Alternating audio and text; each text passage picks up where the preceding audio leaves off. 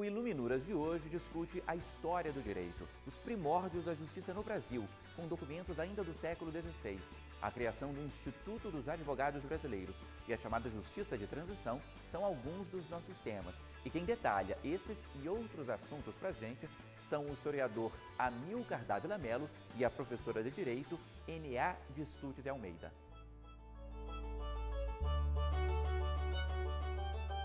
Historiador com especialização em etnolinguística, Amilcar é intérprete e escritor com 2 livros publicados.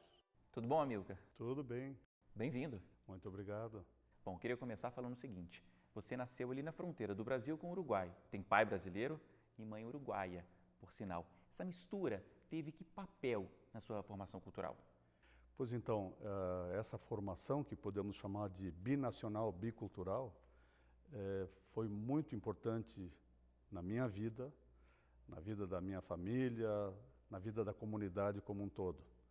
Porque longe das épocas de guerras, de conflitos, né, que determinaram a fronteira, aquela fronteira em especial, Santana do Livramento, no Rio Grande do Sul, e Rivera, do lado uruguaio, são cidades gêmeas, mais do que separadas por rios ou por parque, como é o caso, elas são unidas pela linha divisória, que é uma linha imaginária. Então há uma interpenetração bicultural nesse lugar, que é sui generis. Você estudou nos 2 países? Eu estudei nos 2 países e já no meu lar falava-se tanto português quanto espanhol e também a mistura dessas 2 línguas que lá carinhosamente a gente chama de portunhol. Em relação à literatura, algum uruguaio, os brasileiros também, quem te marcou? Me ocorre citar 2 que por um acaso não nasceram lá, tá? Mas vou citar os locais se tiver tempo também. Um deles é José Hernández. José Hernández é autor do Martim Fierro, que tendo nascido na Argentina e tendo se envolvido em confusões políticas, acabou pedindo ou se exilando simplesmente lá em Santana do Livramento. Aliás, a casa onde ele residia foi o cartório onde eu fui registrado. Lá tem uma placa comemorativa, né?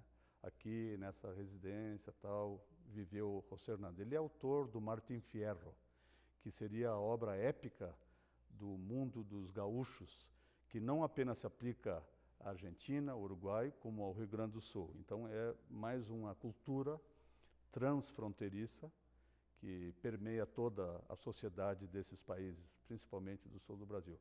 Sem falar nos CTGs que estão espalhados pelo mundo afora. E o outro? E o outro seria Jorge Luis Borges, outro argentino que passou, visitou a fronteira, inclusive ele ambienta um dos seus famosos contos, que lançou, bem dizer, o realismo fantástico no mundo. Ele situa nas imediações da cidade de Rivera, de Livramento. Você é historiador, é intérprete e é escritor. Falando desses escritores agora, a gente parte para o Amilcar escritor. Você tem 2 livros publicados, 2 livros de muito fôlego. E vou começar aqui pelo mais recente, Primórdios da Justiça no Brasil, coletânea de documentos castelhanos do século XVI, que você traz muito documento inédito, inclusive aqui. Não é isso, Amilcar? É verdade. Primórdios da Justiça no Brasil, podemos dizer que é um recorte de uma obra maior, sobre a qual podemos falar depois, que seriam esses 3 volumes, Expedições e Crônicas das Origens. Eu empreguei por volta de 15 anos para elaborar esta primeira obra, mais antiga, de 2005, porém, Primórdios da Justiça no Brasil é um recorte do aspecto jurídico que é contemplado nesta outra obra. Aqui, em Primórdios da Justiça no Brasil, eu apresento os documentos jurídicos mais antigos lavrados no que hoje é o território brasileiro. Porém, o surpreendente da obra é que eles foram escritos por operadores da justiça, do aparato jurídico-burocrático da Coroa de Castela, que estavam, os mais antigos especificamente, a caminho da Ásia, e numa escala em Pernambuco, começaram por questões pontuais que aconteceram, como suspeita de conspiração contra o comandante-geral da expedição, começaram então a gerar uma série de documentos, interrogatórios, que redundaram no desterro de 3 ilustres pessoas do seu alto comando na ilha de Santa Catarina. 2 delas tinham sido circunnavegadores com Magalhães.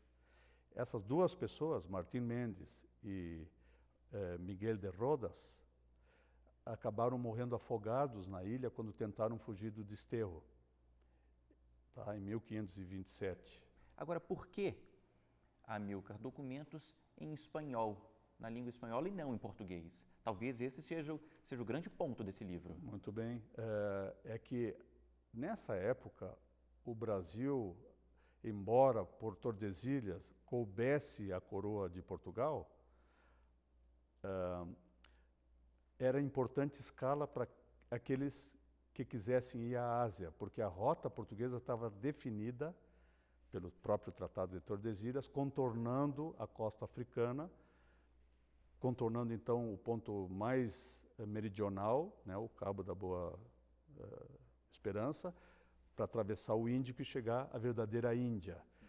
Mas a rota que coube aos castelhanos, pelo Tratado de Tordesilhas, implicava em terem que contornar toda a costa sul-americana, atravessar o estreito que foi descoberto por Magalhães, português a serviço da Espanha, tá? Todo o Pacífico para poder chegar à Ásia. Então era inviável esse tipo de rota para uma época tão recuada, pelos perigos que representava, por uma série de fatores. Então, respondendo mais brevemente essa pergunta, por que espanhóis escreveram isso aí? Porque eles estavam a caminho da Ásia e em escala em Pernambuco e depois na ilha de Santa Catarina é que surgiram esses problemas de suspeita de conspiração, tá? Que acabaram resultando no desterro desses 3 importantes membros do alto comando da expedição. Bom, mudando agora de livro, Amilcar, a gente tem o seu primeiro livro, que está dividido em 3 volumes também, uma obra de bastante fôlego que se chama Expedições, Santa Catarina na Era dos Descobrimentos Geográficos, que você contava aqui para mim antes da entrevista, que não se refere só a Santa Catarina, apesar do título. É isso? É verdade. É que, por que Santa Catarina? Porque Santa Catarina serve como pedra angular onde se apoia toda a exploração e conquista e colonização do que é hoje o Rio da Prata, inclusive do Brasil, que foi a parte que faltou mencionar com relação ao livro anterior, se me permitir um breve comentário. Um dos sobreviventes do desterro foi parar em São Vicente, que na época ainda não era o primeiro município brasileiro, mas apenas uma aldeia tupiniquim com alguns portugueses, como por exemplo Gonçalo da Costa, que há 30 anos vivia lá, genro do bacharel, um personagem enigmático também, de grande projeção e de grande influência na vida daquela comunidade indígena. E fundamental também para todo o processo de colonização do Brasil posterior. Lá, por exemplo, foi gerada a primeira procuração que se tem notícia no Brasil. Então, voltamos agora à primeira obra. A primeira obra resultou do seguinte, resultou primeiro da minha formação binacional, bicultural, onde na escola no Uruguai falava-se muito já da expedição de João Dias de Solis, que lá falava-se Juan Dias de Solís, que era um português que antes de Magalhães, grande nauta, ter prestado serviços à coroa de Castela, esse português também era um notável marinheiro e acabou prestando serviços à coroa de Castela. Nessa condição, ele veio encontrar a passagem transoceânica que existia para poder chegar à Ásia. Nesse processo, ele descobriu o Rio da Prata, por volta de 1515, há quem diga que um pouco antes, em expedições anteriores mesmo. Aí o que acontece? João Dias de Solis foi assassinado às margens do Rio da Prata e devorado pelos indígenas de lá.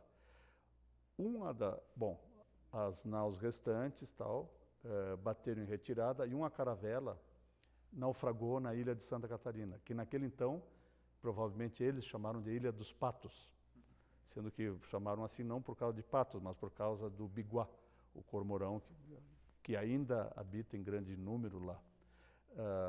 Aí o que acontece? Por volta de 11, as fontes históricas diferem, entre 11 e 17 náufragos dessa expedição ficaram na ilha de Santa Catarina. Tá? Então, esses náufragos acabaram se entrosando com a sociedade indígena e ajudaram nesse processo todo de exploração e conquista. Então, o que acontece? Nesse processo de parar na ilha de Santa Catarina e tudo, porque os desterrados se opunham à ideia de fazer escala lá. Eles queriam prosseguir para a Ásia, porque eles representavam o interesse, o investimento de muitas pessoas na Espanha. E isso é uma coisa que também se desmistifica nesse livro, que se tem a ideia de que o conquistador, o navegador do século XVI é um pirata, é um bando de facínoras que vão a bordo para matar índios e acabar com tudo. Não.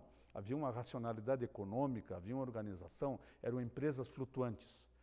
O que a coroa fazia era só dava o seu beneplácito, disse, não, tá, aprova essa expedição, eventualmente ajudavam com alguns canhões, alguns equipamentos que a iniciativa privada não teria na época, mas havia muito investimento de banqueiros, inclusive, que queriam negociar na Ásia. Então, eram pessoas muito qualificadas que viajavam. O objetivo principal era negociar e evangelizar. Só que nesse processo entre negociar e evangelizar, muitas outras coisas nefastas acontecem, como acabou levando a genocídios no Peru, no México e uma série de outros lugares. Não em Santa Catarina, porque lá, graças aos náufragos de Solis, as expedições europeus em si foram muito bem acolhidos. E, inclusive, os Guaranis serviam de apoio logístico incomum para todas essas expedições. Amilcar, é isso. Muitíssimo obrigado pela sua colaboração aqui com a gente, por trazer tanta história, tanto da nossa história, aqui para o Iluminuras. Muito obrigado. Obrigado pela oportunidade de conversar com vocês aqui. Bom, esse foi só o primeiro trecho aqui do Iluminuras. Depois do intervalo, a conversa continua. A gente fala mais sobre literatura, dessa vez com a professora N.A. Stutz e Almeida. É um minutinho só, não saia daí.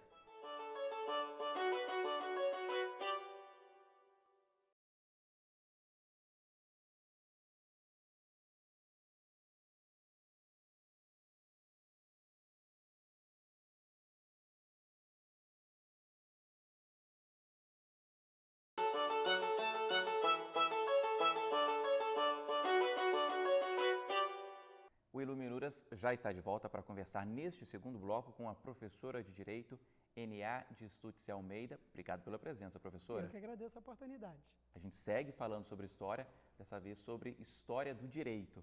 Eu já vou pegar aqui o primeiro livro. Você tem 3 livros publicados, um digital, os outros 2 estão aqui com a gente. Eu vou pegar esse aqui primeiro. O Instituto dos Advogados Brasileiros e o Pensamento Jurídico Nacional. Explica para a gente, esse aqui é fruto da sua tese de doutorado. E o que você pesquisou aqui?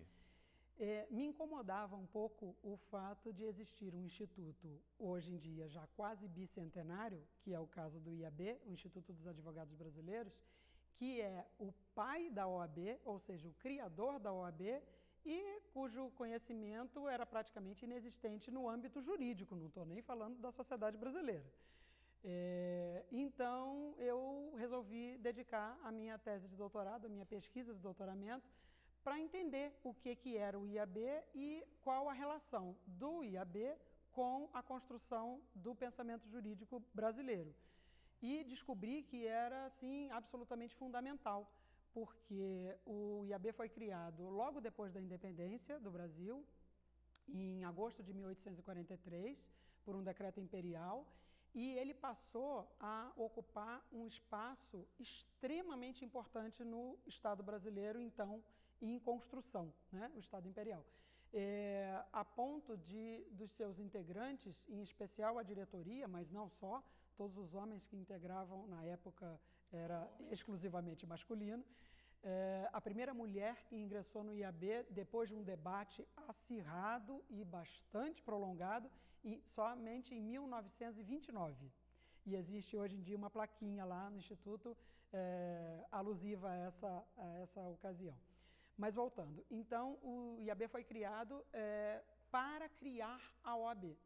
Na verdade, assemelhando a situação de Portugal, em Portugal tinha havido esse processo. Tinha sido criado o Instituto dos Advogados, com o objetivo de organizar depois a Ordem dos Advogados.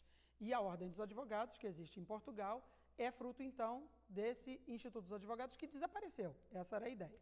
Então, nós, ex-colônia de Portugal, enfim, toda a tradição portuguesa, vamos fazer da mesma forma. Beleza? Então, foi criado o Instituto dos Advogados Brasileiros com por decreto, é o primeiro artigo desse decreto, com esse objetivo. Acontece que o Instituto, então, passou a fornecer pareceres jurídicos, estudos, reflexões jurídicas sobre tudo para o Estado brasileiro. A ponto de o Poder Judiciário, por exemplo, os tribunais, nos casos mais complicados, mais polêmicos, não decidia sem antes ouvir o parecer, enviar o caso para o IAB e obter o parecer dos juristas que integravam aquela instituição. Também o Legislativo enviava os projetos de lei para o Instituto para obter o subsídio, se era melhor mudar, enfim, qual seria o melhor encaminhamento. Nesse sentido, então, e vários dos integrantes do IAB, dos seus quadros, eram também ocupantes das posições no Poder Executivo. Ou seja, as 3 esferas do poder, só o poder moderador que não era ocupado por ninguém do IAB, porque tinha um ocupante da cadeira que era o próprio imperador.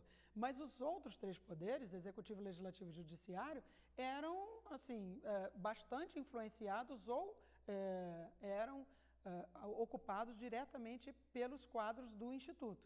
E aí essa coisa de criar a ordem foi ficando para depois, porque tinha que construir o Estado brasileiro. E assim foi acontecendo ao longo de todo o período do Império. No final do século XIX, com toda a movimentação para a criação da República, também o Instituto participou muito ativamente dessa discussão. Havia uma briga muito grande, havia 2 grupos muito nítidos e nas atas é riquíssimo, assim, é fascinante observar esse debate entre o grupo dos monarquistas e o grupo dos republicanos. Isso está explícito nos discursos, nos debates muito acalorados, que duravam muitas sessões, para discutir desde assim, legislação sobre casamento civil, participação da igreja na sociedade brasileira, no Estado, como religião oficial, enfim, até, como eu disse, questões ligadas ao Poder Judiciário. E, finalmente, foi proclamada a República e o Instituto diretamente vinculado a essa atividade toda, a ponto de, no ano da Constituinte Republicana, praticamente não houve sessão do Instituto, porque a Constituição estava sendo gestada pelo Instituto, né? Então, o início da nossa história republicana se deve ao Instituto. E aí, novamente, postergada a criação da Ordem. No final da década de 20 e início da década de 30, é criada, então, a Ordem dos Advogados do Brasil, e o seu primeiro presidente, Levi Carneiro, tinha sido antes presidente do IAB. Ela é criada em 1930, mas só começa a funcionar com mais efetividade em 1933, às vésperas da Constituição de 1934, que novamente teve o seu anteprojeto gestado no IAB. Só que aí começa a Ordem dos Advogados a funcionar e o IAB ainda tinha muita força. Então ele não desapareceu. E até hoje, diferentemente de Portugal. Diferentemente de Portugal. E até hoje as 2 instituições existem. Qual é o papel do IAB hoje?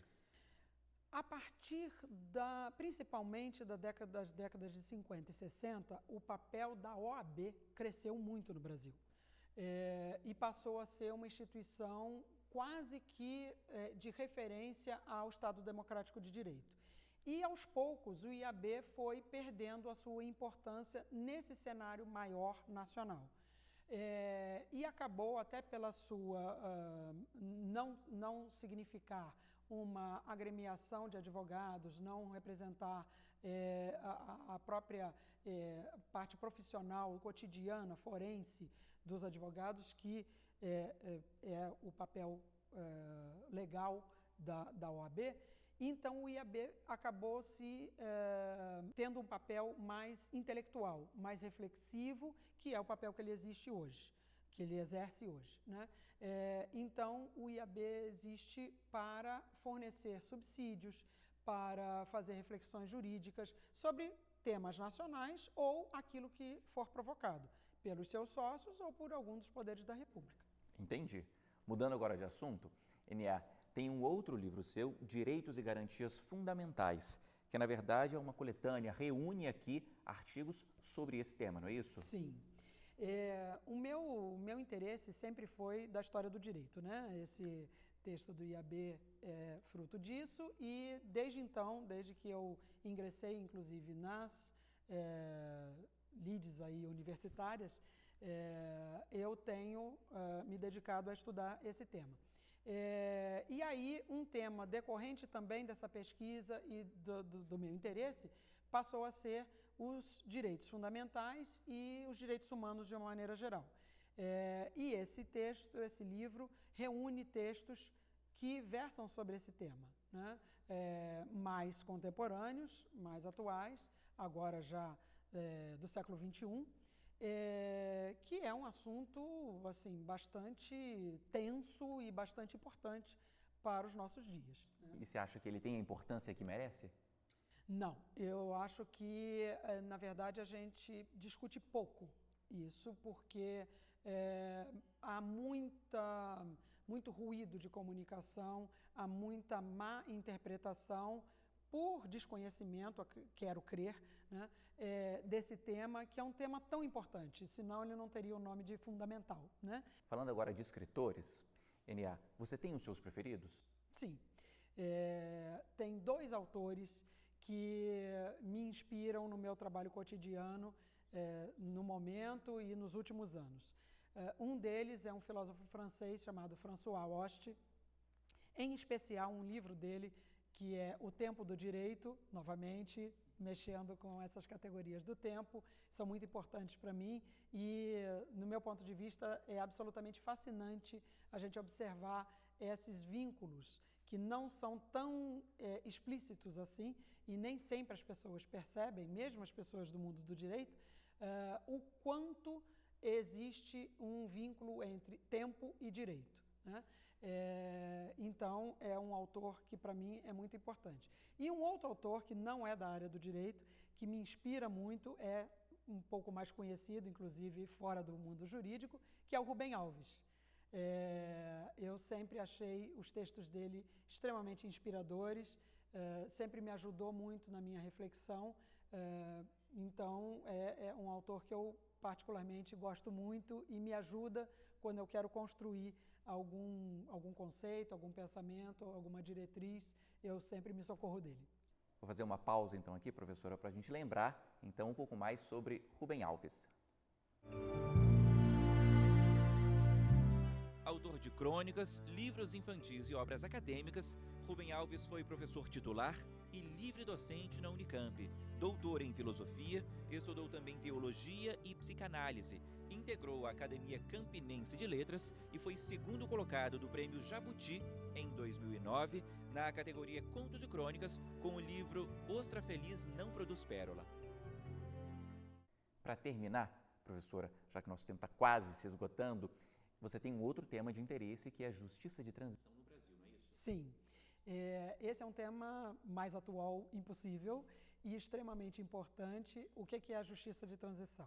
Houve uma conceituação da ONU informando que a justiça de transição é o conjunto de ações que procura estabelecer como se pode sair de um Estado autoritário ou, num momento de conflito, como uma guerra civil, por exemplo, ou uma ocupação, para um Estado democrático de direito. E aí nós temos 4 pilares básicos, ou 4 dimensões, como queira chamar, que são a memória e a verdade, um deles, a reparação, outro deles, a justiça, que seria o processamento dos violadores de direitos humanos ou direitos fundamentais, e a reforma das instituições. Instituições aí entendida no sentido mais amplo possível, inclusive do mundo normativo, né? E eu tenho me dedicado nos últimos anos a pesquisar esse tema e está para sair um novo livro impresso, reunindo textos de pesquisadores do mesmo tema, inclusive pesquisadores estrangeiros, sobre esse tema no Brasil. Bom, quando sair então o livro, você volta aqui para contar mais detalhes para a gente. É isso, professora, muitíssimo obrigado pela sua participação, por falar tanto sobre a história do direito aqui com a gente. Eu que agradeço a oportunidade e agora fico mais feliz ainda porque o IAB passará a ser mais conhecido. Esperamos, né? Esperamos. Obrigado. Bom, e muito obrigado a você que nos acompanhou. Aqui hoje o Iluminuras fica por aqui, mas para rever este e outros programas, basta acessar tvjustiça.jus.br. Até a semana que vem. Tchau!